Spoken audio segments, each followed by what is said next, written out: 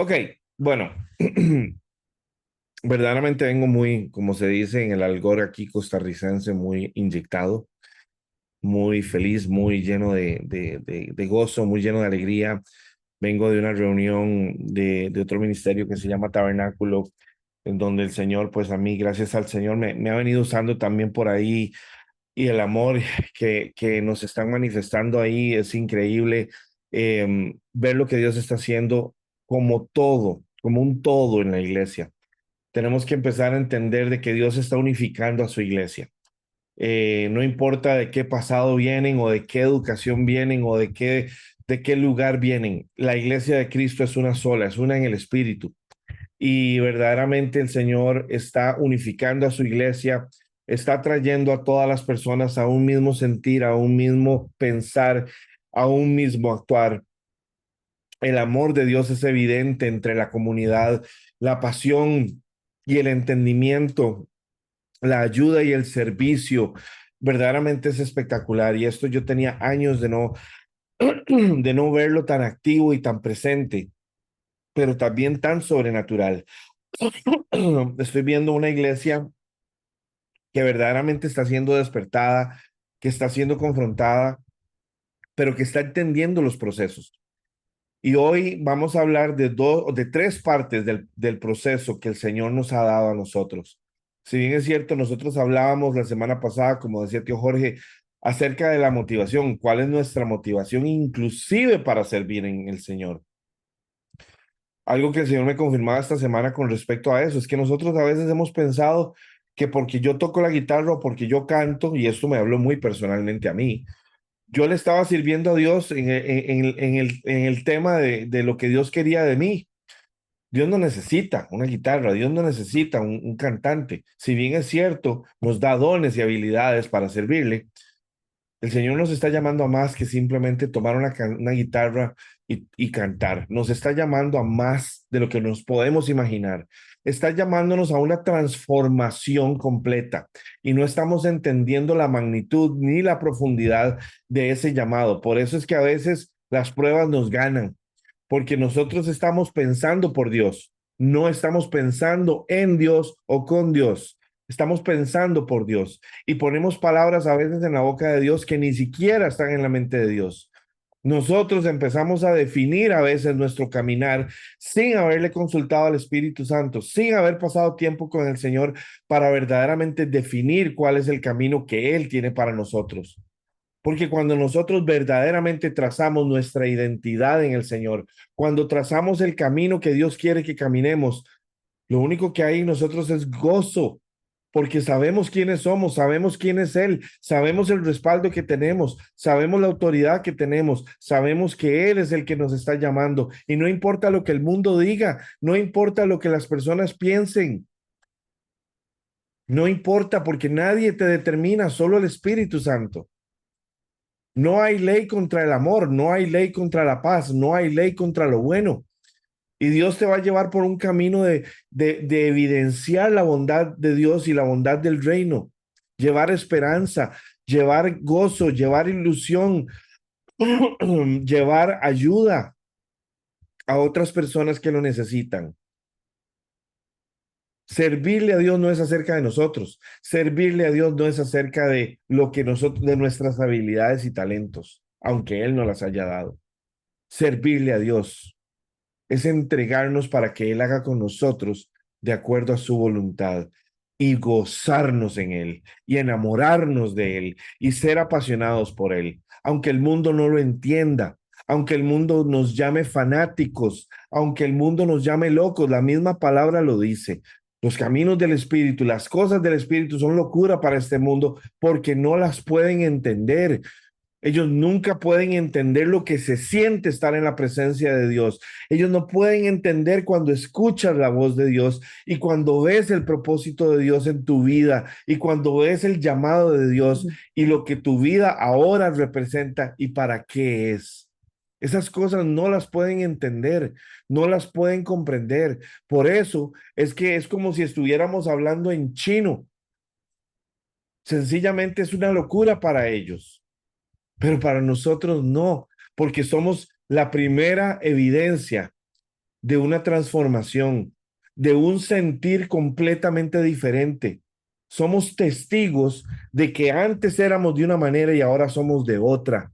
Y nosotros sabemos que no pudimos haber hecho ese cambio por nuestro propio esfuerzo. No importa si no sabemos la Biblia de izquierda a derecha, derecha a izquierda. No importa si vamos a la iglesia todos los domingos o si estamos sirviendo aquí o allá. Eso no es lo que define nuestra fe. Lo que define nuestra fe es los encuentros que tenemos con el Espíritu Santo, es la presencia de Dios, es cuando escuchamos su voz y la podemos discernir, la podemos identificar, la reconocemos. Es ahí donde verdaderamente, al estar delante de nuestro Dios, realmente Él comienza a ser Dios en nuestra vida. Nuestro caminar, nuestras decisiones, todo empieza a ceder territorio para que Dios sea el que decida, que Dios sea el Señor de nuestra vida. Si tenemos problemas de carácter, si tenemos problemas de temor, si tenemos problemas de ansiedad, todo eso empieza a quedar atrás porque al descubrir nuestra identidad en Él, ya no hay miedo, ya no hay temores, ya no hay inseguridades, ya no hay necesidad de tener un carácter tan fuerte y tan volátil. Al contrario, nos llenamos de paz, nos llenamos de gozo. Ya no necesitamos todo lo que antes necesitábamos. Ahora es solo Él. Él es el propósito, Él es la fuerza, Él es la causa, Él es la razón, Él es el objetivo, Él es la meta. Y hoy vamos a ver tres pruebas adicionales a la de la motivación y a la del silencio de Dios, que fueron pruebas que vimos la semana pasada, donde vamos a analizar realmente cuando Dios nos prueba estas áreas, porque Él necesita eliminar de nosotros nuestra humanidad. Estoy convencido, convencido plenamente, sin una onza de duda, de que lo que Dios está tratando de hacer con su iglesia es literalmente hacerla morir a su yo, porque su yo es el problema. Si usted hoy ve un cristiano afligido, si usted hoy ve un cristiano nervioso, si usted hoy ve un cristiano con miedo, con incertidumbre, ¿cómo se llama? Con frustraciones, con desilusión. Si usted ve un cristiano hoy con decepción, con depresión, con tristeza, le puedo garantizar que esa persona no ha estado últimamente en la presencia de Dios, porque estar en la presencia de Dios es lo opuesto a todo eso. Y a mí me pueden venir a decir lo que sea, me pueden venir a decir, pero Jerry, somos seres humanos, padecemos de estas emociones, es normal, el mundo, sí, todo eso es normal en el mundo natural. En lo natural, si usted quiere quedarse en el mundo natural, eso es lo que hay, no hay más. Viva ahí, acostúmbrese porque esa va a ser su vida. Pero si usted quiere ver el reino de Dios y su justicia, y usted quiere realmente comprobar que todo lo que la Biblia dice, usted va a buscar a Dios hasta que usted cruce el umbral entre lo natural y lo sobrenatural y usted empiece a vivir la realidad de Dios y no la suya. Y usted va a ver como todo lo que usted traía en esa maleta, en ese bagaje, todo eso se va a quedar atrás. Todo eso va a quedar en el olvido. Ya no te van a importar las cosas que antes te importaban. Ya no te preocuparán las cosas que antes te preocupaban. Tu única preocupación va a ser estar con Él, porque mientras estés con Él, estarás vivo, estarás lleno de gozo, de salud. Es más, aún en la enfermedad, lo digo así, tendrás gozo, tendrás seguridad, tendrás paz. Porque estar en Él no significa que ya no van a haber problemas. Esa es nuestra definición humana de estar bien, que no hayan problemas. Pero es una falsedad, porque en este mundo, si hay algo que Jesús nos prometió, es que íbamos a tener dificultades según su palabra. ¿Y saben qué pasa? Estar en el Espíritu no es la ausencia de dificultades. Estar en el Espíritu es ver las dificultades como Dios las ve, es vivirlas desde la perspectiva del reino, es vivirlas desde los ojos de Dios y no de los tuyos. Tus problemas y tus situaciones actuales se ven de una manera con tus ojos, pero con los ojos de Dios se ven completamente diferente. Y estar en Él significa ver con sus ojos, significa sentir con su corazón, significa pensar como Él piensa. Y ese es el propósito y el objetivo del Espíritu Santo en nosotros. Acercarnos tanto a Él que nosotros ahora al estar en Él podamos ver como Él, podamos ser como Él.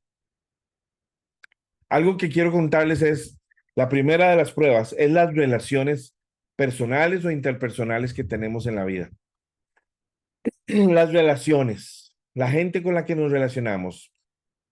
Esta prueba de las relaciones verdaderamente es una de las pruebas más difíciles de nuestra vida, porque esta es una de las más desafiantes. Involucra ya sea a las personas que están a nuestro alrededor, llámese familiares, amigos, compañeros de estudio, compañeros de trabajo, vecinos, hermanos de la iglesia, cualquier otra persona con la que podamos tener algún vínculo, alguna conexión. Y Dios usa estas relaciones para revelar lo que hay dentro de nosotros. Ven qué interesante. Para moldear nuestro carácter y enseñarnos paciencia, humildad y el perdón. Dios nos prueba para ver si estamos en voluntad de caminar en amor, perdón y compasión, aun cuando nos hayan decepcionado o nos hayan lastimado. Vamos a encontrar personas difíciles y lo normal, lo natural es que apuntemos siempre a la otra persona. Ah, es que la otra persona tiene ese carácter, la otra persona tiene el otro. Sin embargo, Dios te está viendo a ti. ¿Cómo piensas? ¿Cómo actúas? ¿Qué sientes? ¿Cuál es tu motivación? ¿Cuál es tu intencionalidad a la hora de hablar con esa persona? ¿Qué estás persiguiendo? ¿Qué estás tratando de sacarle a esa persona? ¿Qué estás tratando de manipular? ¿Qué estás tratando de hacer?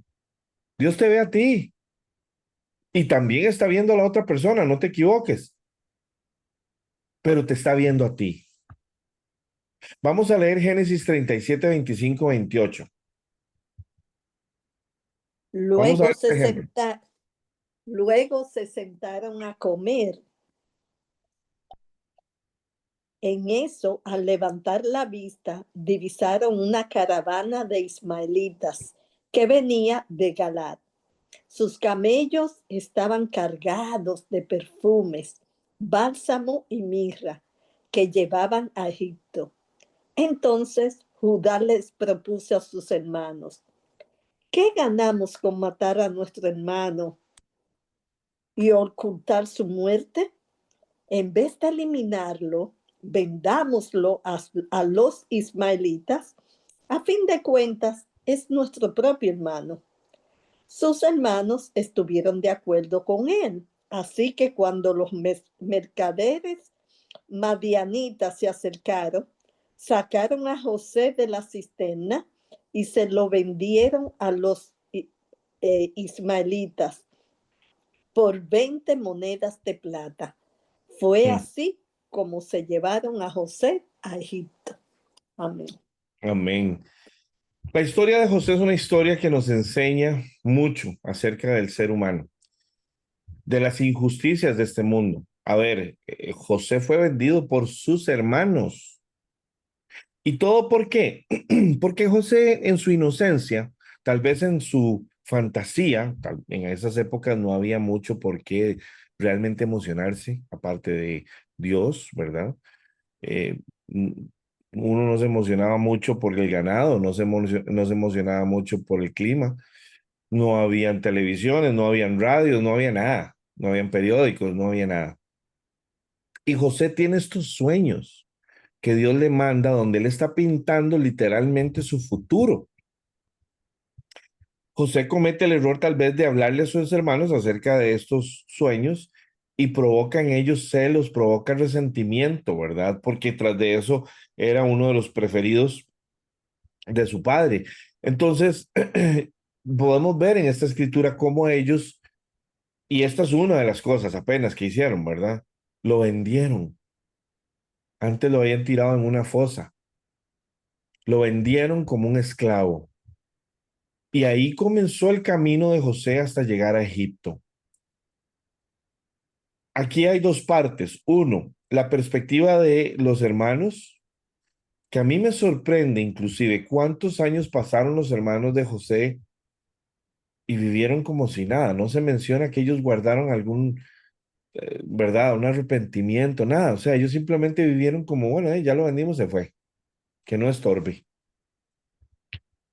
Y José, que vivió esta tragedia, que hoy por hoy sería de quién sabe cuántas sesiones de psicología para recuperar esa alma herida, ¿verdad? Eh, José simplemente lo que hizo fue, aquí lo único que me queda es confiar en Dios. No tengo otra. Donde yo quiera que vaya, sea lo que sea que pase, Dios está conmigo. Y yo lo comentaba en una enseñanza anterior, para mí su convicción sobre Dios fue lo que hizo que él no solamente pudiera pasar las pruebas, sino que las pasara excelentemente. Y Dios lo elevara a la posición de gobernador y ahí se vuelve el ciclo, se cierra el ciclo. Cuando su familia tiene que huir del desierto, tiene que buscar en Egipto refugio y comida porque no había en la hambruna y ahora se encuentran a José literalmente como el gobernador de Egipto. Literalmente para mí es que él, José, permaneció fiel a Dios en lugar de ceder a su ira o a su resentimiento a sus hermanos. De nuevo, estuviese, pues, perfectamente pudo haber estado justificado. Lo que ellos hicieron fue terrible por cualquier estándar, pero su confianza en Dios fue lo que le permitió a él ser usado por Dios y literalmente traer esto como un plan de redención para su pueblo. Salvó a su pueblo de la hambruna porque decidió confiar en Dios y deponer sus emociones. Va de nuevo, salvó a su pueblo porque decidió confiar en Dios y deponer sus emociones. Él nunca buscó en su corazón la venganza y él sufrió mucho. No solamente esta venta, sufrió mucho, no dejó de ver a su padre, él se alejó de todo lo que conocía y sabía, él no tuvo una familia nunca más, etcétera, etcétera. Literalmente él fue robado de la experiencia de una familia a partir de ese momento. Lo importante que tenemos que entender es esto, a pesar de que los hermanos le hicieron este mal a José, Dios le dio más a José de lo que jamás hubiese podido obtener por sí mismo. Si José se hubiera quedado con sus hermanos, quién sabe, hasta la de menos lo hubieran terminado matando. Entonces, a veces lo que nosotros vemos como algo malo, no necesariamente es algo malo. A veces los desvíos que Dios hace en nuestras vidas para llevarnos por rumbos que no son lo que nosotros contemplábamos, son parte del plan para llevar a cabo lo que Él está buscando en nosotros. Quiero que leamos Génesis 50:20. Es verdad que ustedes pensaron hacerme mal, pero Dios transformó ese mal en bien para lograr lo que hoy estamos viendo, salvar la vida de mucha gente. Y no solo salvó la vida de su familia, de toda la comunidad, de todo el país prácticamente. Ujú. Entonces, ¿qué tenemos que hacer durante nuestras relaciones con las personas? Durante, a ver, si Dios nos pone personas en el camino, en la vida, ¿qué tenemos que hacer? Criticarlas y quejarnos de ellas y simplemente pensar en el yo, en lo que yo quiero, en lo que a mí me gusta, en cómo yo conceptualizo la vida o de mí tiene que aflorar amor, comprensión. A ver, ¿cuántas veces tenemos desacuerdos, opiniones y acciones con otros que realmente nos desafían a perder la paz? Pensamos y clamamos a Dios sobre el por qué tenemos que pasar por este tipo de relaciones. Sin embargo, Dios está apuntando a cambiarte a ti y usa a la otra persona para evidenciar tus acciones, tus pensamientos, para evidenciar lo que está mal en ti, porque cuando termine contigo vas a ser una persona muy diferente y vas a colaborar con Dios en la transformación de la persona. Dios está suavizando tu corazón, lo está haciendo más como el suyo. A veces la humillación es la herramienta que produce el quebranto que necesitamos en nuestro corazón para que Dios sea Dios. Voy a leer eso de nuevo.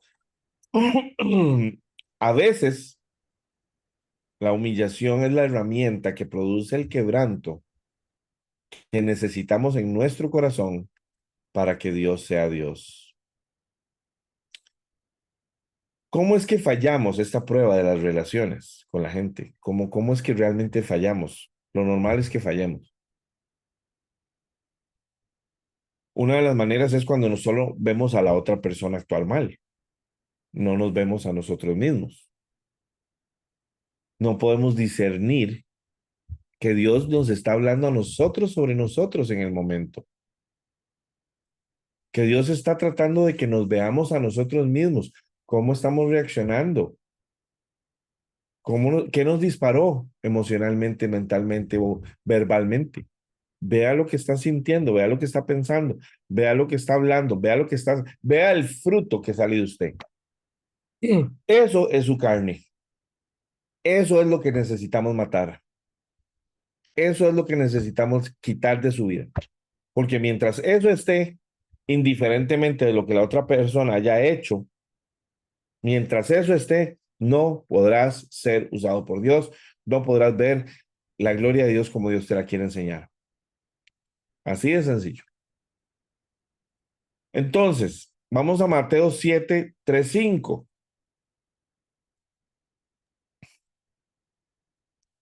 ¿Por qué te pones a mirar la astilla que tiene tu hermano en el ojo y no te fijas en el tronco que tú tienes en el tuyo?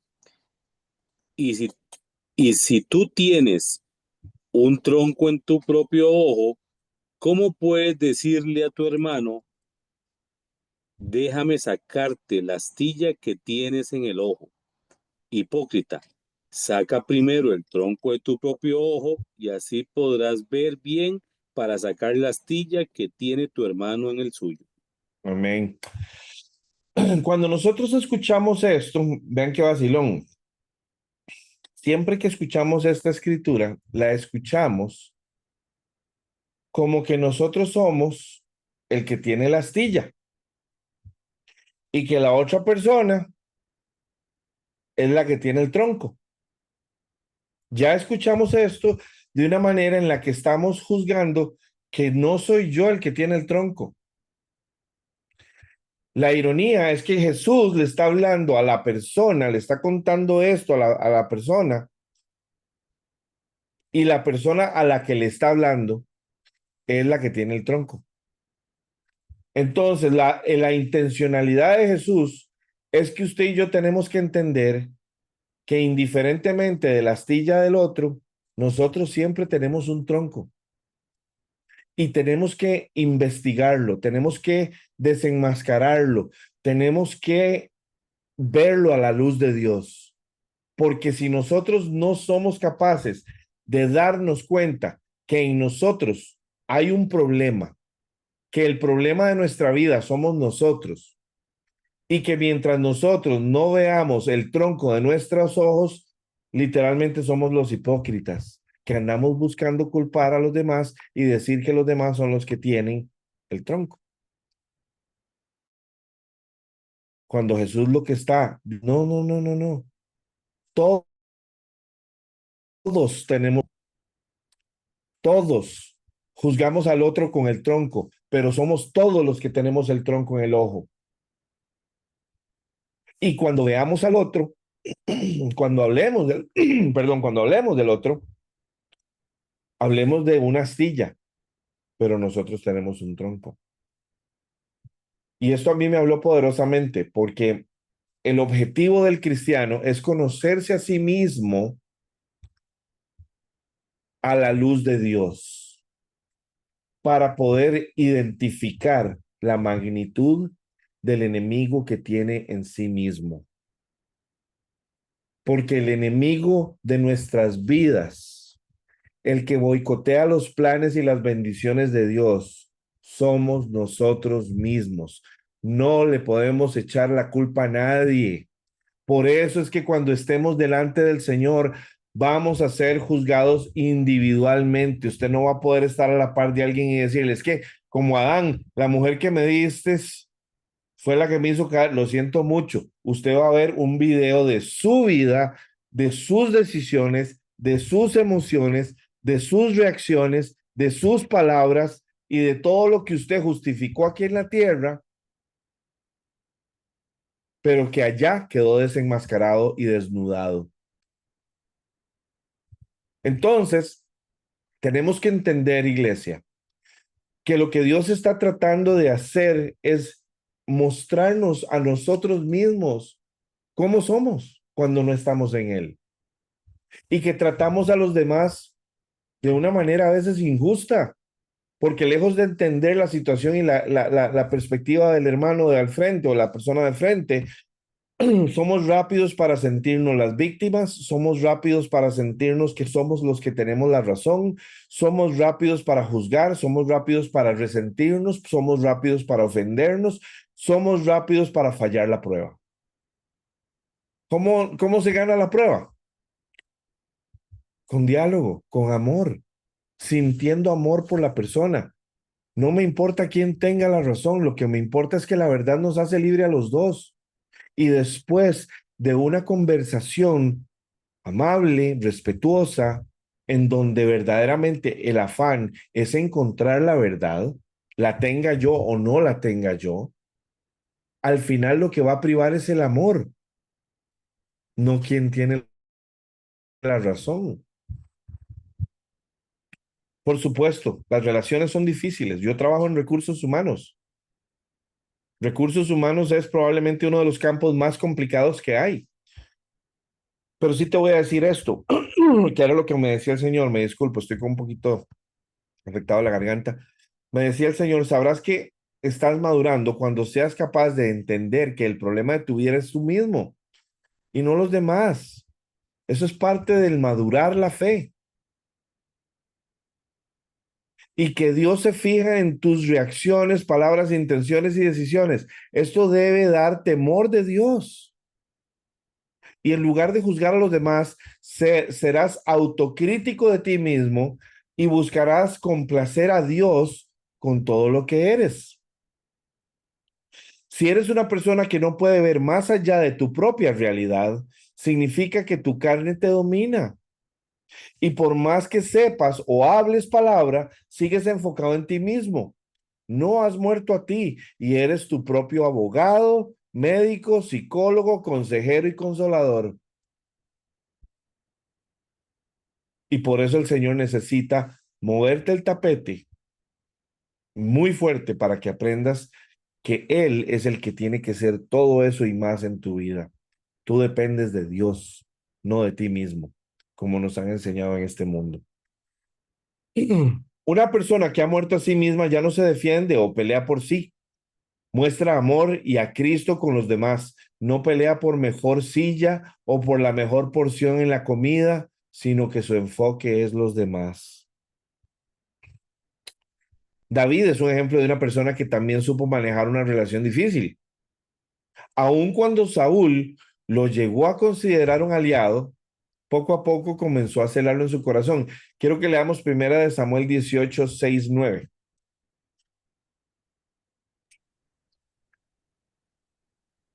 Saúl envidia la popularidad de David.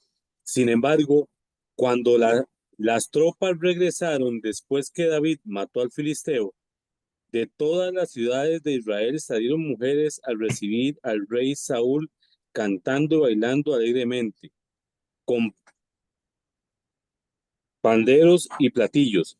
Y mientras cantaban y bailaban, las mujeres repetían: Mi hombre mató 1000 hombres, mató Saúl, y 10,000 mató David. Esto le molestó mucho a Saúl y muy enojado dijo: A David le atribuyen la muerte de 10,000 hombres y a mí únicamente la de 1000. Ya solo falta que lo hagan rey.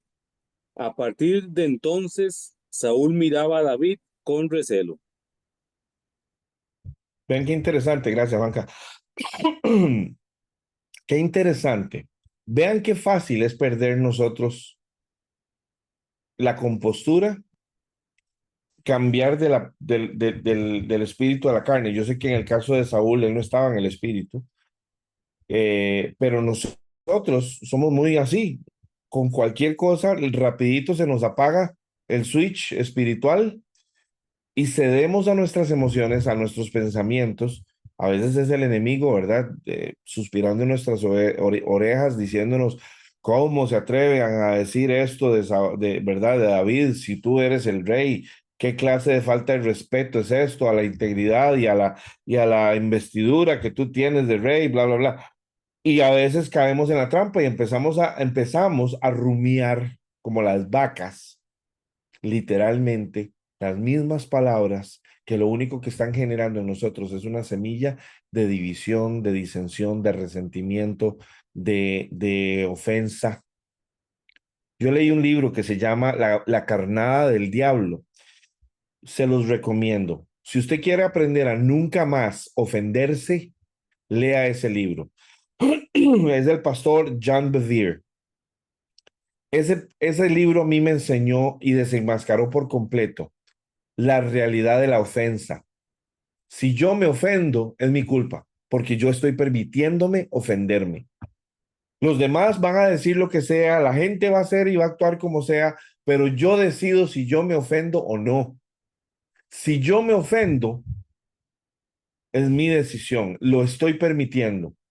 Tal vez hay material suficiente allá afuera como para que lo justifique, pero ¿saben qué es lo que pasa? Que nosotros como cristianos no podemos darnos el lujo de estar ofendidos y resentidos. ¿Saben por qué? Por lo que le pasó aquí precisamente a Saúl. Vean, literalmente, Saúl empieza a escuchar que dicen que David mató 10,000, pero que él mató solo 1,000. Pero ¿qué es esto? ¿Qué falta de respeto? O sea, imagínense ustedes en los idiomas de nosotros, de estos días. Un momentito, yo soy el rey, a mí me respetan, ¿qué es lo que está pasando aquí? Ah, solo falta que lo hagan rey ya, no quieren que le ponga la corona de una vez. En ese momento, él albergó recelo en su corazón y abrió las puertas. Vean qué fácil es caer en la trampa del diablo. Vean qué fácil es para nosotros cambiarnos del bando de los buenos a los malos sin darnos cuenta. Qué frágiles que somos, iglesia, como seres humanos. Qué inocentes, qué faltos de conocimiento y de entendimiento del mundo espiritual. Qué inmaduros somos, que permitimos que una tontera como esta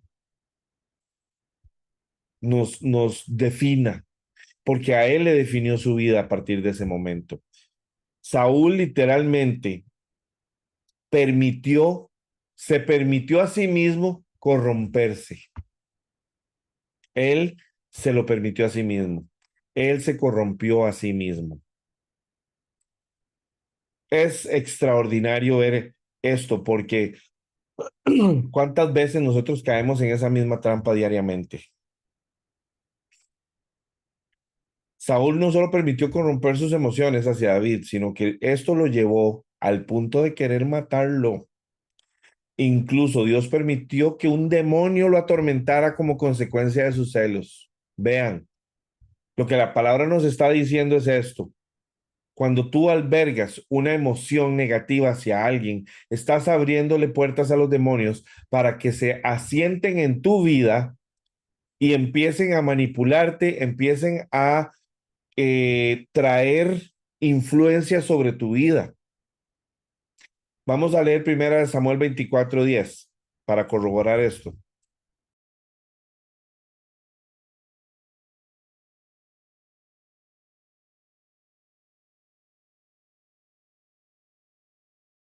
Perdón, Catalina, vamos a leer más bien. La primera es Samuel 18:10-12. Bueno, Samuel 18, 10, 12. Sí, Otro gracias. día, otro día aconteció que el espíritu malo de parte de Dios tomó a Saúl y mostrábase en su casa con transporte de profeta. Y David tañía con su mano como los otros días, y estaba una lanza a mano de Saúl. Hasta el 12, ¿verdad? Sí, hasta el 12. Adelante. Y arrojó Saúl la lanza diciendo, esclavaré a David en la pared, y 2 veces se apartó de él David. Mas Saúl se temía de David por cuanto Jehová era con él, y se había apartado de Saúl. Vean qué interesante. Esta escritura es muy poderosa y nos muestra exactamente cómo al día siguiente de que Saúl había permitido abrir su corazón al resentimiento y al celo, Dios hizo que un espíritu malo atormentara a Saúl. La palabra lo pone así, de que Dios hizo, ¿verdad? Literalmente Dios permitió que en él entrara un espíritu de un demonio y lo atormentara. ¿Lo atormentara cómo? Yo me imagino ese demonio diciéndole, el que supuestamente mata a 10,000, te está faltando el respeto. Y empieza a carbonear y a echar carbón a la hoguera. ¿Cuántos de nosotros a veces no hemos tenido una voz dentro de nosotros que nos está diciendo que hagamos algo que no debe ser, o que pensemos o que sintamos algo que no debe ser, que es contrario al amor de Dios, que es contrario al carácter y a la personalidad de Jesucristo? Ah, pero nosotros no tenemos demonios. Nosotros solamente es que hey, somos malitos por naturaleza humana. Iglesia, a veces nosotros hemos sido presos y ni nos damos cuenta porque estamos tan metidos en una realidad natural que no estamos entendiendo lo que está pasando, no podemos ver más allá.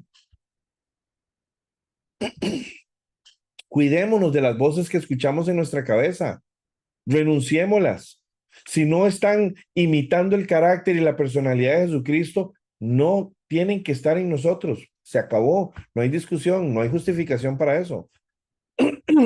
Me encanta cómo dice esta escritura, esta versión dice, al día siguiente Dios hizo que un espíritu malo atormentara a Saúl y comenzó a delirar como un loco. Yo me lo imagino a él hablando solo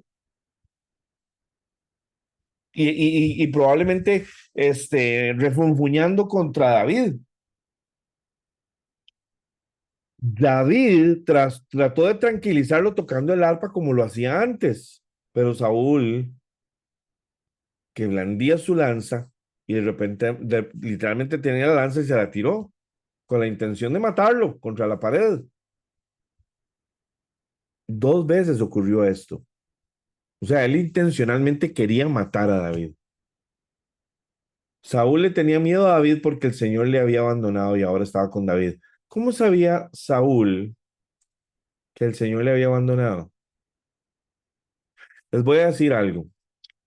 Una persona que camina con Dios lo sabe. Una persona que no camina con Dios no lo puede saber. No lo sabe.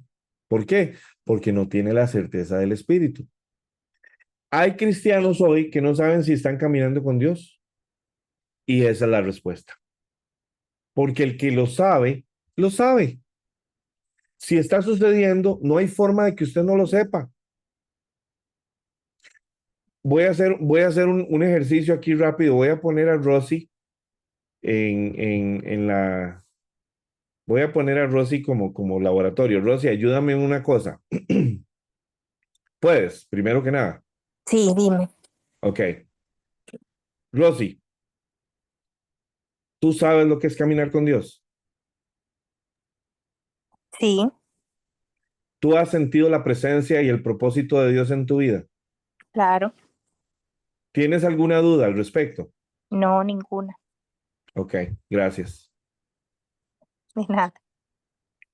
Y yo conozco a Rosy. No la conozco en persona, pero llevamos 5 años orando juntos. Y sé el carácter y la personalidad de Rosy. Rosy no es una pastora de una mega iglesia. Rosy no es una evangelista profeta que ve lo invisible. Rosy es una mujer que entendió que en su vida necesitaba a Dios y necesitaba buscarlo con desesperación y agonía. Rosy es una mujer que sabe lo que es pasar por el valle de sombra y de muerte, pero sabe lo que es pasarlo con Dios. Rosy es una mujer que el Señor ha utilizado todas las circunstancias de su vida para mostrársele. Y ella ya sabe quién es Dios y ella camina con Dios. Cuando una persona camina con Dios, lo sabe. Sencilla la respuesta, lo sabe. Si una persona no sabe si está caminando con Dios, esa es la respuesta. Lo hermoso de todo esto es que si usted no sabe si ha estado caminando con Dios o no sabe si está caminando con Dios porque no estás percibiéndolo, porque no estás sintiendo lo que sea, te voy a decir algo. Sí estás caminando con Dios, pero porque Dios está caminando contigo, no porque tú le estás caminando a Él o caminando con Él. Tal vez tu agenda de vida, tal vez tu situación actual hace que tu enfoque esté en un montón de cosas naturales, las agendas del día, etcétera, etcétera, etcétera. Pero Dios está ahí contigo siempre. Si tú quisieras alejarte de Dios, no podrías. No podrías en ningún lugar de este planeta, porque Él es omnipresente, Él está en todos lugares y Él te ama y Él quiere tu atención, Él quiere tu tiempo, Él quiere que tú te entregues a Él totalmente y dejes que Él haga lo que tú ni siquiera podrías imaginar en tu vida. Pero nosotros estamos tan acostumbrados a ser consumidos por esta realidad natural que Dios para nosotros es casi un amuleto, es una tradición, es un momento o momentos en la semana, en lugar de convertirse en nuestro todo, en todo. Si tú no estás seguro hoy de que estás caminando con Dios o segura, te tengo buenas noticias. Eso lo puedes cambiar rápidamente. Ora en todo momento, con ruego y súplica. Reconócelo en todos tus caminos y Él enderezará tus veredas. Permite que Dios sea el filtro de tu vida. No confíes en tu propio entendimiento. Que sea Él la lámpara a tus pies. Que sea Él el que te dé la sabiduría, el discernimiento, el conocimiento y todo lo que necesitas para que tú puedas decidir que sí y que no. No decidas porque tú tienes experiencia, porque confías en tus habilidades. No, Él es mejor que tú. Entrégale tu vida a Dios y deja que Dios sea el Señor de tu vida en todas las áreas. Confía en Dios, búscalo, sé intencional, pasa tiempo con Él. Que yo lo hago, pero no me habla. Sigue haciéndolo hasta que un día o lo escuches o lo veas, porque Él te está escuchando. Y lo que no quiere es interrumpirte, porque está enamorado de ti, pero Él quiere que tú te enamores de Él.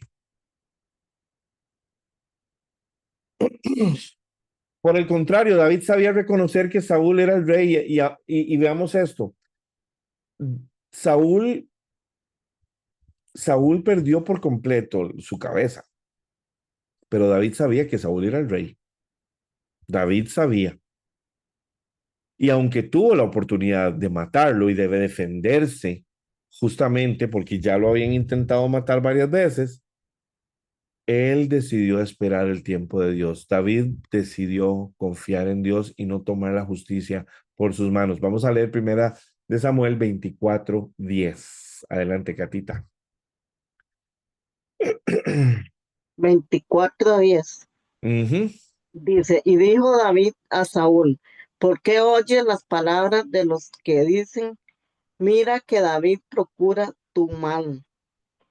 24:10. Dale la que sigue. Eh, El 11. 11. Sí. Dice, he aquí, han visto hoy tus ojos como Jehová te ha puesto hoy en mis manos, en la cueva. Y dijeron que te matase, mas te perdoné porque dije, no extenderé mi mano contra mi Señor, porque ungido es de Jehová. Vean qué increíble, gracias, Catita. Vean qué increíble esta escritura. David escuchaba gente diciéndolo, matalo. Si no lo matas vos, él te va a matar a ti. Y probablemente Saúl escuchaba sus propias voces en su cabeza diciéndole tengo que matarlo, pero David escogió escuchar la voz de Dios. David escogió no escuchar las voces que lo incitaban a hacer algo malo, aunque aparentara estar justo. Él sabía que aún siendo perseguido de muerte por Saúl, Saúl era el rey, el ungido de Dios todavía. Y él prefiere ceder sus derechos de defensa personal, por decirlo de alguna manera, de autodefensa o ¿verdad? ¿Cómo se llama así? De defensa personal. Y reconoce que Dios es el supremo, que Dios ya lo había ungido a él y que está en manos de Dios, la justicia está en manos de Dios. Jamás le haré daño daño alguno a mi Señor porque es el ungido del Señor. ¿Cuántas veces nosotros somos tomados por nuestras emociones y nos resentimos, nos enojamos, nos juzgamos y lo único que aflora de nosotros son los frutos de amargura, resentimiento, enojo, etcétera? Los escondemos inconscientemente porque no podemos ser cristianos así, ¿verdad? Se supone. Sin embargo, cuando regresa a otra situación, en especial en casa, en donde nadie nos ve, ¿verdad? Todo esto vuelve otra vez a aflorar. Y en especial con las relaciones que Dios ha puesto frente a nosotros. Todo esto vuelve a aflorar. Si estas cosas afloran a escondidas, digamos, no escondidas, pero en secreto, delante de las personas que Dios ha puesto en nuestras vidas, algo no está bien con nosotros. Quiero que me entiendan cuando les digo esto.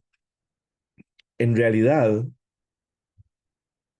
de donde venimos usted y yo me incluyo al 100% en esto.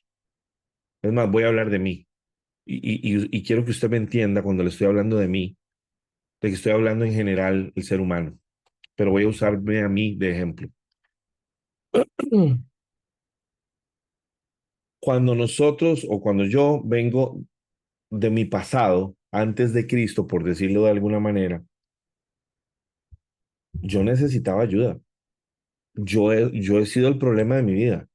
Yo necesitaba que Dios matara a Jerry en mí. Yo necesitaba que Dios exterminara todos los ángulos de mi carne. Porque hasta que eso no suceda, yo no puedo ser un, una herramienta eficiente para Dios. Porque en cualquier momento, los defectos míos naturales que yo traigo de fábrica, ¿verdad? Por mi carne, se van a manifestar. Entonces, lejos de que la gente vea a Cristo, me va a ver a mí. Lo mismo le pasó a Moisés. Moisés se enojó con la gente de que tanta gritadera y tanta necedad y que querían agua y que no. Tanto fue el escándalo en su cabeza de la gente quejándose y de la gente molestándolo que se llenó de ira. Y esa ira hizo que él no siguiera las instrucciones de Dios. Él tenía que hablarle a la roca y terminó pegándole a la roca. Y eso le costó la entrada a la tierra prometida. Y uno dirá, pero ¿por qué Dios tan severo? Pucha, ¿saben por qué? Porque Dios es un Dios de justicia eterna. Y él buscaba obediencia. Y las cosas se hacen como Dios dice, punto. Pare cualquier argumento. Usted y yo tenemos que morir a nuestro yo para que Dios sea Dios en nosotros. Lo dijo Juan el Bautista cuando vio a Jesús. Ahora yo tengo que encogerme, tengo que desaparecer para que la gente lo vea a Él, porque Él es la clave, no yo. Él es el objetivo, Él es el propósito, Él es la salvación, no yo. ¿Qué tiene que pasar en nuestra vida para que podamos ver con los ojos de Dios, iglesia? Con los ojos del Dios justo y no con una mirada tan sesgada como la nuestra, que siempre apunta a que yo soy la víctima, yo soy el que nunca hago las cosas mal. Nuestras palabras con estas personas, si no están provocadas, movidas, si no nacen del amor de Dios, son evidencia de un alma enferma aquí adentro y que necesita de un encuentro que quebrante nuestro ser, que nos lleve al arrepentimiento y al perdón. Porque les voy a decir algo, Dios no va a poder derramar lo que quiere derramar en ti si tú no has sido quebrantado y reconstruido, porque lo que viene de fábrica no le sirve, no le sirve. Lo que Jerry aportaba de fábrica ni me servía a mí, mucho menos le va a servir a Dios. Y hoy doy testimonio de que Dios está haciendo un hombre nuevo en mí. Cada día me siento diferente, cada día me siento más enamorada de Dios, cada día me siento con una fe enorme y más grande. Yo sé que no soy yo lo sé. Puedo dar testimonio y fe de esto, de que yo soy un cualquiera, pero Dios está transformando mi vida porque me está hablando, porque yo lo estoy buscando, porque mi vida se ha convertido en Él, Él es mi vida. Entonces, donde yo lo busco a Él, Él hace en mí cosas que yo jamás podría hacer por mí, ni para mí. Y el fruto se extiende a partir de mí. La bendición cae en mi esposa y en mis hijos. La bendición cae en mi casa. La bendición cae en las relaciones que yo tengo, aunque sean personas difíciles. Para ellos de mi parte va a haber amor, comprensión, tolerancia, consejo, oración, aunque ellos no lo puedan entender, aunque su forma de ser y su forma de hablar sea grotesca.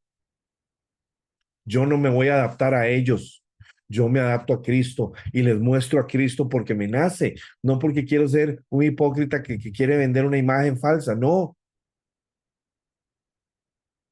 el cristiano espiritual no es una imagen de hipócrita falso.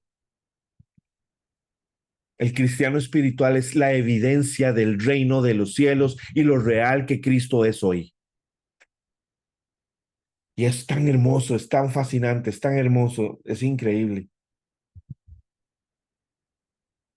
Ahora, siempre que vemos a las personas que son difíciles, ¿verdad? Que estas personas que nos rodean y sabemos que son difíciles,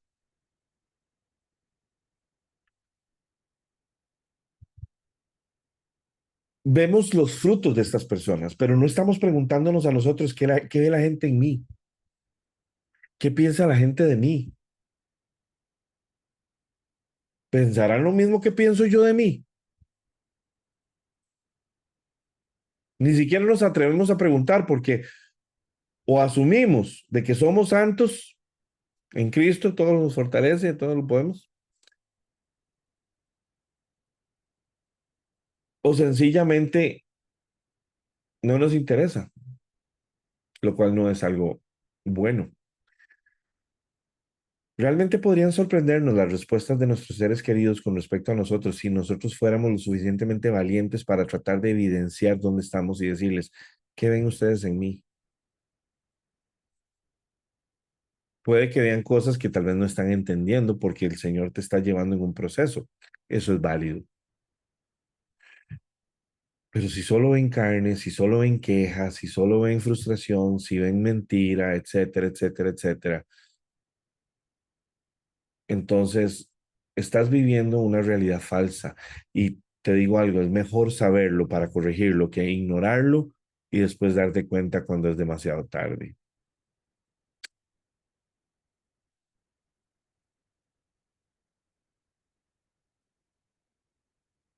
A veces nos enojan mucho las actitudes de los demás. ¿Por qué nos enojamos?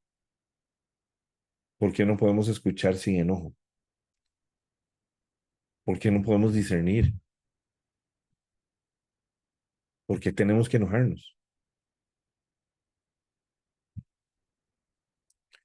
¿Cómo somos realmente frente a personas difíciles, iglesia? ¿Es que acaso no puedes ver que Dios te está probando para ver tu reacción? Sí, puede ser que ellos estén usando palabras que te hieren o que te provocan, porque a veces conocen lo peor de ti, pero indiferentemente de eso, Dios está viendo tu reacción.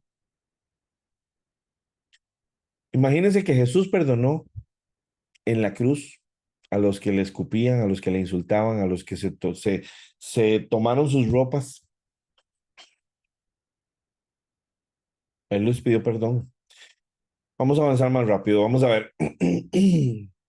Dios puede usar a las personas difíciles para moldearnos, pero ya sea la persona que nos irrita en el trabajo, el familiar que siempre nos critica todo y que nunca somos buenos para algo en sus ojos, el amigo que nos decepcionó, todas pueden ser personas que Dios está usando para enseñarnos paciencia, mansedumbre, amor incondicional. Es fácil amar a quienes nos tratan bien, pero la verdadera prueba es amar a quienes nos hieren. Mateo 5:43. Adelante, Catita. 5:40, Tres. perdón, cinco cinco cuarenta y cuarenta y tres. tres. Ujú. Ajá, bueno, Mateo 5:43. Oíste que fue dicho, amarás a tu prójimo y aborrecerás a tu enemigo. Nada Así más, es. ¿ay, hermano? Sí, Sí, dejémoslo hasta ahí. Eso es. bueno, Yo voy a seguir leyendo un poquito más, pero está bien. Han oído la ley que dice, ama a tu prójimo y odia a tu enemigo. Ojo por ojo, diente por diente, etcétera, ¿verdad? Nosotros vivimos mucho en esa realidad. La justicia nuestra es completamente diferente a la de Dios. Ahora, voy a seguir leyendo yo acá en esta versión porque quiero hacer el énfasis en lo que Jesús ve y cómo ve Jesús las cosas. Dice, pero yo digo, ama a tus enemigos. Tú no puedes amar a un enemigo a menos de que el amor de Dios esté en tu corazón. Porque el amor nuestro, humano, es condicional. Yo te amo si tú me amas, yo te doy si tú me das. Solo el amor de Dios es incondicional. Entonces, primero, empecemos por el principio. Hay que estar metidos en el Señor para que Él llene esta copa de amor y podamos amar a nuestros enemigos. Ora por los que te persiguen. De esa manera estarás actuando como verdadero hijo de tu Padre que está en el cielo. Si estás actuando de esta manera, es un reflejo entonces de que estás actuando de acuerdo al cielo. Pues Él da la luz de sol tanto a los malos como a los buenos. Él envía lluvia sobre los justos y sobre los injustos por igual. Si solo amas a quienes te aman, ¿qué recompensa hay en eso? Hasta los corruptos cobradores de impuestos hacen lo mismo. Si eres amable solo con tus amigos, ¿en qué te diferencias de los demás? Hasta los paganos hacen lo mismo, pero tú debes ser perfecto, así como tu Padre en el cielo es perfecto. Está claro que usted y yo no podemos ser perfectos a menos de que Dios intervenga en nuestra vida y nos transforme en otra persona. Pero tenemos que entender que la necesidad que tenemos de Jesús, del Espíritu Santo en nuestra vida, es urgente para que esto suceda. Tenemos que morir a todo lo que nosotros representamos. Dice, amar a nuestros enemigos y adversarios no es natural para nosotros, requiere una profunda transformación y es precisamente lo que Dios busca en nosotros, que seamos transformados a la imagen de Cristo, que ama incondicionalmente, independientemente de cómo somos tratados. Muchas veces la humildad, tengan esto en cuenta, Dios pone enfrente de nosotros personas para enseñarnos las áreas que tenemos que crecer. Puede que sea que tenemos que pedir perdón, que tenemos que aprender a escuchar o a ceder el control. Esta prueba te ayuda y me refiero a la prueba de las relaciones, cómo somos con las relaciones que tenemos, ¿verdad?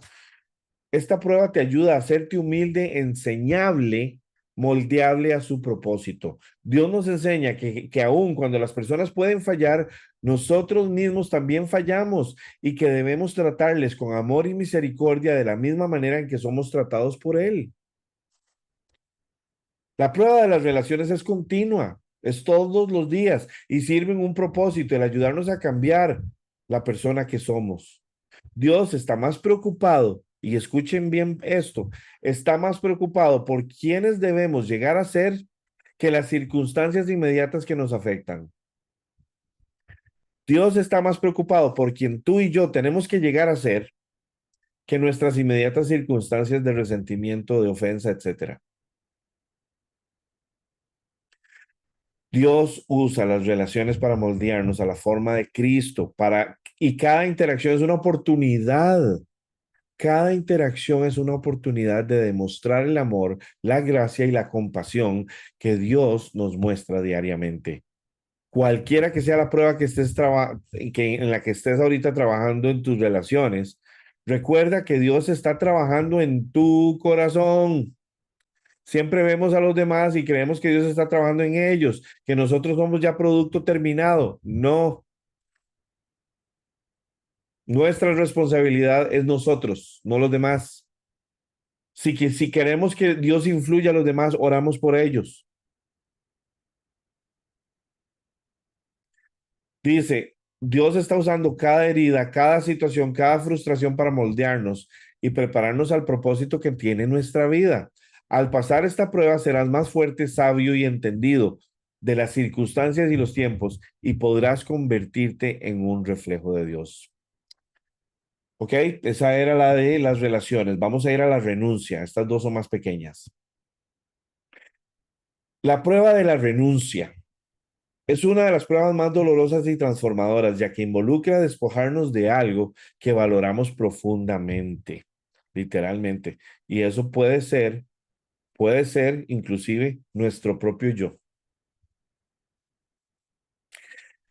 Dice, es una oportunidad, un sueño, una posición, una relación. Puede ser cualquiera de estas cosas. O sea, si tú tienes que renunciar a una oportunidad laboral, a una promoción, a un sueño, a una posición de trabajo, a una relación, puedes estar teniendo que renunciar a cualquier cosa, a tus conceptos de lo que la realidad es, a tu perspectiva de lo que debería ser.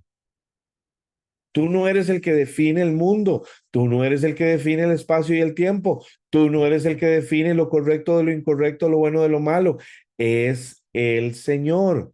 Nosotros tenemos que adaptarnos a Él, no al revés. Él no tiene que venir a adaptarse a nuestro mundo. Nosotros no somos el centro de este planeta, es Dios el centro del universo. Nosotros tenemos que adaptarnos a Él, tenemos que ser transformados a su imagen, no al revés. Cuando Dios nos pide despojarnos de eso y nos lleva a confiar en Él, es literalmente eso. El renunciar es cuando Él nos pide que nos despojemos de aquello, de aquel obstáculo, y nos lleva a confiar en Él lo suficiente como para ponernos a nosotros en segundo plano y confiar que Él tiene el control de todo. Él sabe más que nosotros, de todas maneras, sobre lo que está pasando. Él es el que ve el futuro, nosotros no.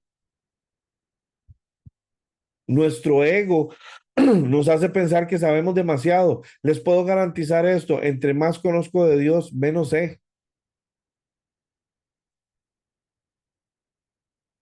¿Saben por qué?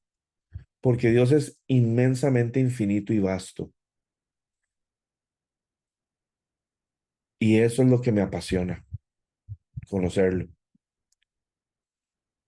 Vamos a usar el ejemplo de Abraham e Isaac. Dios le dio a Abraham, su hijo Isaac, después de muchos años de espera, después de muchas oraciones y de una promesa que parecía eterna. ¿Ok? Él cumplió su promesa y le dio a su hijo. Él amaba a Isaac más que nada en este mundo. Y no solo era su hijo, también era el heredero de él, el que iba a llevar a cabo todas las promesas de Dios de una expansión de su nombre. Y sin embargo, Dios le pide lo impensable.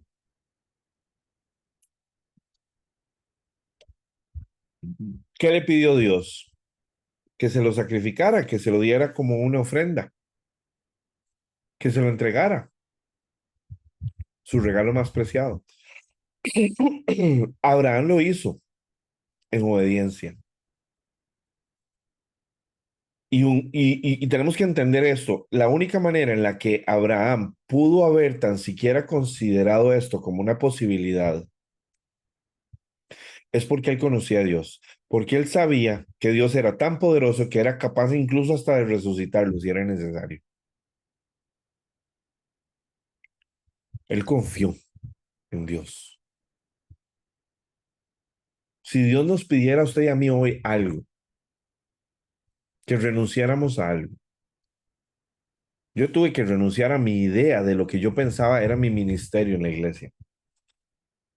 Se suponía que era la música. Hasta que Dios me agarró y guindó todas mis guitarras y me mandó a estudiar palabra y a leer libros y a buscar información que para mí era una locura. Y empezó a moldear mi vida por completo en otro camino, en otra idea, en otro concepto.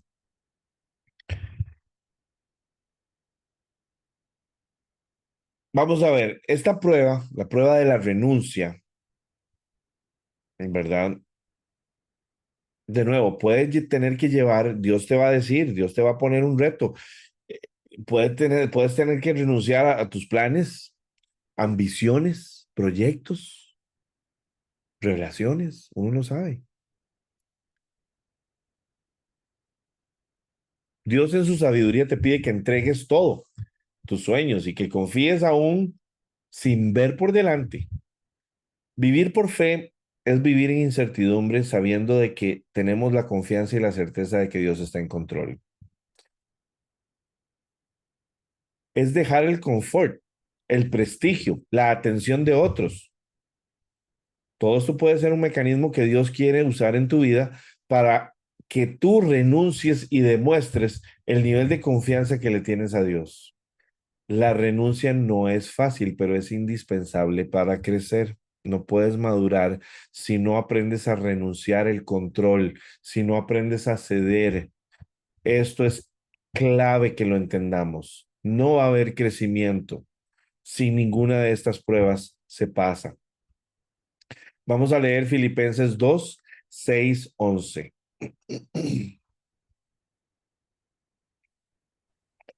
Adelante, Anita. El cual, siendo en forma de Dios, no estimó el ser igual a Dios como cosa a que aferrarse, sino que se despojó a sí mismo, tomando la forma de siervo, hecho semejante a los hombres, y estando en la condición de hombre, se humilló a sí mismo, haciéndose obediente hasta la muerte y a la muerte de cruz, por lo cual Dios también le exaltó hasta lo sumo y le dio un nombre que es sobre todo nombre, para que el nombre de Jesús se doble toda rodilla, la mía también, de los que están en los cielos y en la tierra, debajo de la tierra, y toda lengua le confiese que Jesucristo es el Señor, para la gloria de Dios Padre. Amén. Amén. Yo digo que la rodilla mía también, porque tiene Amén. que doblarse. Amén. Esta escritura es preciosa. A ver, estamos viendo el ejemplo de Jesucristo. Es el ejemplo más claro de una renuncia. Porque aunque Él era Dios, ¿verdad? No consideró ser igual a Dios como algo a lo que Él podía, en lo que Él podía sostenerse o depender de eso. Él entendía de que Él tenía que soltar, que Él tenía que ceder, renunciar. Incluso esta misma escritura dice, en cambio renunció a sus privilegios divinos. Cuando usted perdona a alguien que le hizo mal a usted, usted está renunciando a su derecho de justicia por amor. Vean qué hermoso. Vi la historia de una familia, de un padre que en un domingo común y corriente en la mañana, sus hijos, y eran prácticamente cuatro de sus hijos, o tres o cuatro de sus hijos y una sobrina, iban a una tienda a comerse un helado y iban por la acera y venía un muchacho tomado de unas fiestas que prácticamente amaneció y siguió recto y siguió tomando y él venía manejando y perdió el control del vehículo y atropelló a todos los niños y los mató. Él perdió cuatro niñas. Perdón, tres niñas, eran tres niñas, él perdió tres y una sobrina. ¿Cómo lidias con ese dolor? Probablemente nosotros diríamos, ah, no, yo lo mato. Bueno, la historia de esta familia es que ellos perdonaron al muchacho. El muchacho llevó su sentencia y está cumpliendo cárcel. En la cárcel conoció a Jesús. ¿Y saben por qué conoció a Jesús? Por la familia que lo perdonó. Porque no solo lo perdonaron, lo visitaron en la cárcel y le hablaron de Jesús. Algo que Dios permitió que era horrible, él lo usó y le dio vuelta.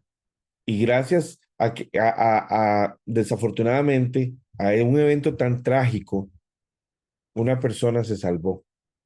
Los niños le pertenecen al Señor, están con el Señor. Eso el papá y la mamá lo saben.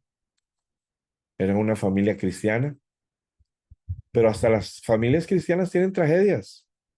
Y a veces Dios utiliza las circunstancias para que nosotros renunciemos a nuestro concepto de justicia.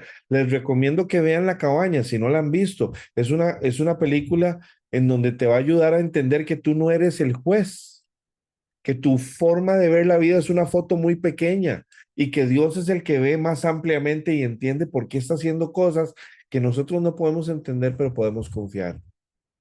Dice aquí, en cambio, renunció a sus privilegios divinos, adoptó la humilde posición de un esclavo y nació como un ser humano.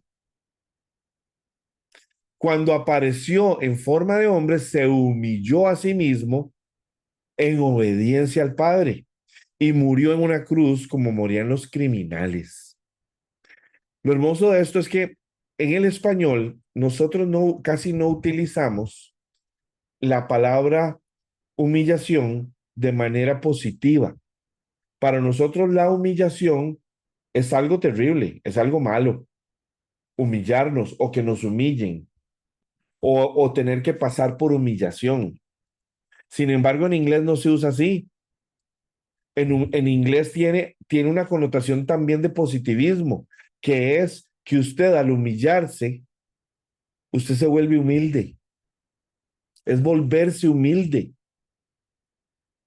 Pero cuando hablamos de eso en español, es casi como una ofensa, es una agresión, es un ataque, cuando en realidad lo que él, al hacer Jesús, o al decir, se humilló a sí mismo en obediencia a Dios, se hizo humilde, no tomó su autoridad, sino que le cedió el control al Padre. Eso es humillarse. Usted y yo tenemos que humillarnos diariamente, ser humildes diariamente, porque tenemos que reconocer que usted y yo no somos los que estamos en control, es el Señor. Y dice, por lo tanto, Dios, a consecuencia de su renuncia al control, de su renuncia a su plan, de someterse, de ceder el control, Dios lo elevó al lugar máximo de honor. Le dio el nombre que está por encima de todos los nombres, para que ante el nombre de Jesús se doble toda rodilla en el cielo y en la tierra y debajo de la tierra, y toda lengua declare que Jesucristo es el Señor para gloria de Dios Padre. Jesús mismo renunció a su voluntad para que se cumpliera la de su Padre. Cuando renunciamos a algo en obediencia a Dios, no estamos perdiendo. Yo veo eso en las calles. La gente le cuesta ceder el paso, darle campo a la gente, porque piensa que está perdiendo tiempo, que está perdiendo su espacio. Y la gente se pelea en los espacios en las calles haciendo fila por semáforos, pero agresivamente. Y yo digo, ¿se comportarán de la misma manera en el supermercado, metiéndosele a la gente a la brava? O en el banco, o en la clínica. No, eso lo hacen porque están refugiados por el carro y nadie los ve. Pero si ellos estuvieran expuestos en cámaras y todo el mundo ve, les daría vergüenza su propio comportamiento. Cuando renunciamos a algo en obediencia a Dios, no estamos perdiendo el lugar, estamos preparándonos para recibir algo mucho mejor. Estos son principios del reino, iglesia. Dios nos llama a entregar para que podamos confiar y darle el lugar más importante a Dios. Asimismo, nos volvemos totalmente dependientes de Él y su plan. Esto nos hace más parecidos a Jesús, ya que nos vuelve sensibles a la obediencia. Renuncia con confianza, ya que puedes estar seguro y segura de que Dios tiene algo mucho mejor para ti en sus planes que lo que tú tienes en los tuyos. Vamos a la última, que se llama la dependencia. Es la última prueba. Ya acabamos de ver la renuncia y ahora vamos a ver la dependencia. Esta prueba nos lleva a una profundidad de reflexión, sobre todo de quién o en quién estamos poniendo nuestra confianza. Es fácil confiar cuando todo está bien, pero la verdadera prueba es cuando todo cambia y nos vemos obligados a depender de Dios. Esta prueba evidenciará si estamos apoyados en Dios o en nuestras propias habilidades, recursos y entendimiento. Y literalmente nos expone, como si estuviéramos escapando de una prisión y nos pusieron un foco así y todo el mundo nos vio. Nos expone, nos desnuda por completo, indiferentemente de si nosotros pensamos diferente de nosotros. Es irrelevante lo que pensemos de nosotros. Dios fue intencional al llevar al pueblo hebreo al desierto. ¿Para qué? Humillarlos. No en el contexto agresión, verdad, ofensa, no, sino volverlos un pueblo humilde y probar su corazón para que aprendieran a depender de él. Esto era importante. Ellos tenían que entender lo siguiente. Vamos a leer Deuteronomio 8:3. Leo, la Reina Valera 2015 dice, Él te humilló y te hizo sufrir hambre, pero te sustentó con maná, comida que tú no conocías ni tus padres habían conocido jamás. Lo hizo para enseñarte que no solo de pan vivirá el hombre, sino que el hombre vivirá de toda palabra que sale de la boca del Señor. Amén. Vivimos indiferentemente de nuestro entendimiento de la realidad o no. Nuestra realidad, nuestra verdadera realidad es que usted y yo dependemos de toda palabra que sale de la boca de Dios. Punto. Pare de contar. Entonces, si esta es nuestra realidad, ¿por qué nos cuesta tanto acercarnos a Dios y cederle a Dios terreno y dejar que Dios nos transforme y nos convierta en mejores personas? ¿Por qué nosotros tenemos esa rebeldía innata de que no, de que yo quiero ser como yo quiero, de que yo quiero ser independiente? Vivimos en un mundo que nos enseñó a ser independientes de Dios, que nos enseñó a ser autosuficientes y no necesitar de Dios, y que nos enseña que es acerca de nosotros, no de Dios. Y todo es mentira, porque la realidad es completamente lo opuesto. Dependemos de Dios, necesitamos de Dios, y todo parte de Él. Todo es Él es todo en todo. El pueblo hebreo era un pueblo que murmuraba y dudaba y se quejaba de Dios y se quejaba de Moisés. Por eso Dios les tuvo que enseñar una lección de dependencia en Él. Ellos dependían del agua, dependían del alimento que Dios les daba, tanto así que si no obedecían las instrucciones y tomaban el maná de otro día, tomaban más de la cuenta, ese maná se ponía malo. Dios ya sabía que ellos iban a ser así. Asimismo, durante 40 años, vean la bendición de Dios. Dios los puso a prueba, pero los guardó. Durante 40 años sus ropas y su calzado no se desgastaron y sus pies no sufrieron. No hubo ampollas. Pero ¿qué pasa? Ah, no, jamás. ¿Cómo vamos a cederle terreno a Dios, verdad? Ustedes saben que el viaje de ellos era de 11 días. Pero como eran tan rebeldes, duraron 40 años. Dios tuvo que literalmente exterminar dejar que se muriera toda una generación. Perdón, 40 años. Dios tuvo que dejar acabo de darme cuenta que acabo de decir 40 días y eran 40 años. Algo que duró 40 años pudo haber durado 11 días. ¿Saben cuál fue el problema? Ellos, su rebeldía, el no cederle a Dios el control. Literalmente el no aprender la lección de dependencia de Dios.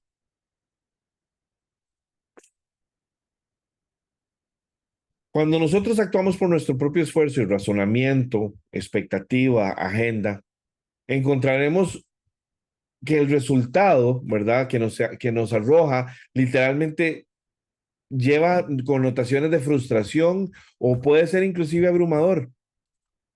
Cosas no nos van a salir como nosotros queremos siempre. Y cuando no nos salen como nosotros queremos, inmediatamente nos frustramos, inmediatamente nos enojamos, alguien más tiene la culpa, etcétera, etcétera, etcétera.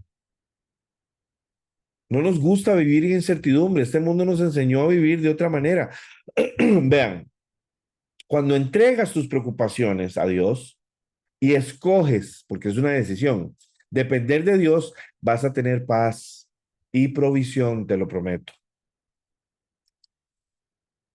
Si lo haces de corazón y si verdaderamente cambias esas ansiedades de solventar y de resolver por buscarlo a Él y habitar en Él.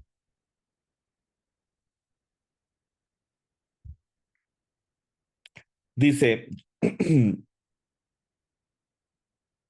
cuando entregas esas preocupaciones a Dios, ¿verdad? Por ejemplo, como el caso de Elías, ¿verdad? Elías dependió de Dios. Llegó a depender de Dios hasta para comer, al punto de que Dios le mandó cuervos. Y esos cuervos, literalmente, ¿cómo se llama? Le traían carne. Los cuervos le traían carne. Y los cuervos eran animales que no eran inmundos, ¿verdad? Y sin embargo, es como Dios diciendo, yo soy el que hace, yo soy el que toma las decisiones, yo soy el que actúa.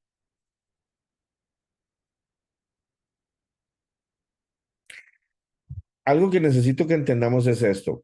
Nuestra dependencia de Dios, que nosotros entendamos y cedamos el control y dependamos de Dios, va en contra completamente de la lógica humana, de nuestra sociedad, de lo que nos enseñaron, porque como yo decía anteriormente, nos enseñaron a ser autosuficientes, nos enseñaron a planificar, a proyectar nuestras vidas, ¿verdad? Acumular recursos y garantizar nuestro futuro para tratar de tener mejores, digamos, comodidades, ¿verdad? Mejores oportunidades, todo basándonos en nuestras habilidades. Sin embargo, la prueba de la dependencia nos lleva a abandonar por completo esta mentalidad y a entender que es Dios quien suplirá todas nuestras necesidades, incluso cuando todo parece contrario, cuando parece que no está sucediendo. Jesús vivía en una total dependencia del Padre. Vamos a leer Juan 5:19.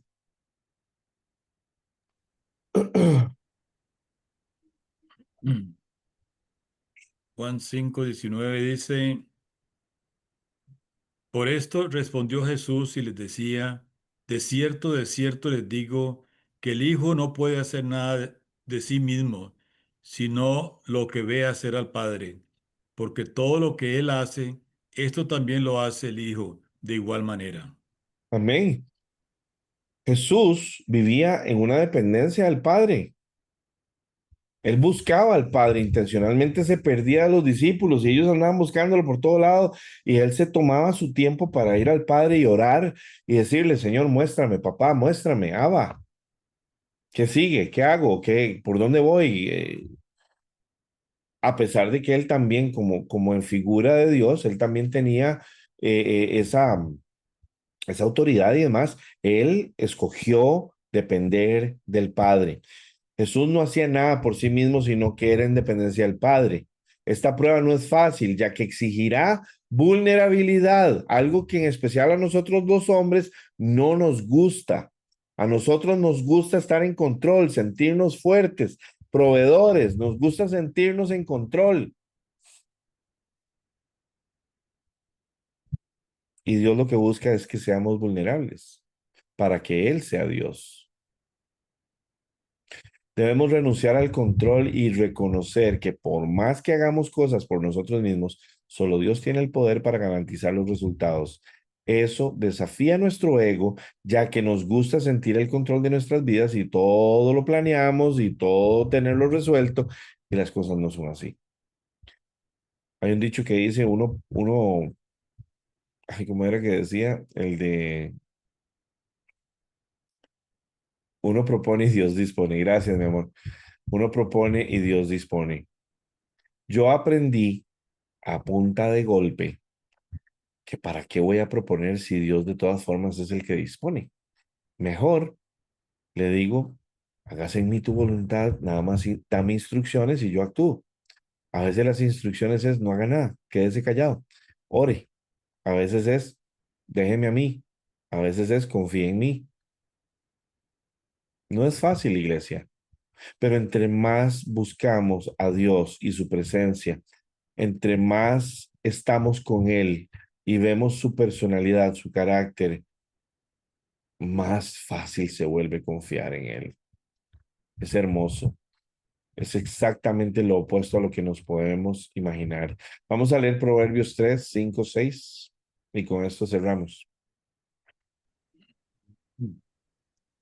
Proverbios 3, 5 al 6 dice, confía en el Señor con todo tu corazón y no te apoyes en tu propia inteligencia. Reconócelo en todos tus caminos y Él enderezará tus sendas. Este proverbio se ha convertido para mí en un estandarte de fe. Una definición de lo que yo vivo hoy. Yo no confío en lo que yo pienso, yo no confío en lo que yo siento, yo no confío en lo que yo creo. Literalmente yo escojo no confiar en Jerry, yo escojo no confiar en mí. Yo voy donde el Señor y le digo, Señor, esto es lo que estoy pensando, esto es lo que estoy sintiendo, esto es lo que creo, pero no me importa si estoy equivocado o si estoy en la razón, pero tú quieres hacer algo diferente. Lo que quiero es lo que tú quieres. Lo quiero como tú lo quieres, cuando tú lo quieres, en el momento en el que así lo quieras. Para llegar ahí he tenido que aprender a morir a Jerry. Y eso es lo que Él busca en nosotros, para que en lugar de nosotros ser el obstáculo, seamos el puente por el que Él puede fluir. Dios busca que confiemos en Él en todas las áreas de nuestra vida y así podemos entregar todo en manos de Dios. Esta prueba nos ayuda a vivir en paz y en promesa indiferentemente de lo que aparenta ser. Esta prueba es parte del proceso de crecimiento espiritual.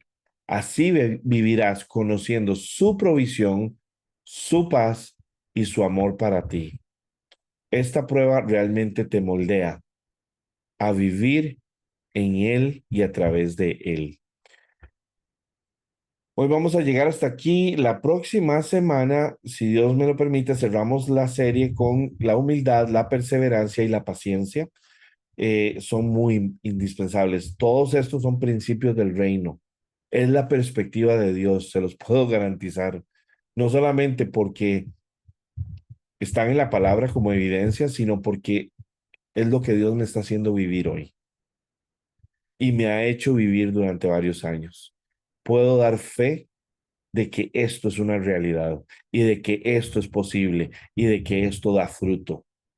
Lo puedo dar como testimonio de mi vida. Espero que esto les haya bendecido tanto como lo ha hecho para mí. Hoy me estoy predicando a mí mismo, hoy me estoy hablando a mí mismo y me siento tan feliz, tan lleno de gozo, tan lleno de esperanza, tan lleno de propósito en medio de la incertidumbre. Así que Dios les bendiga y nos vemos el próximo sábado.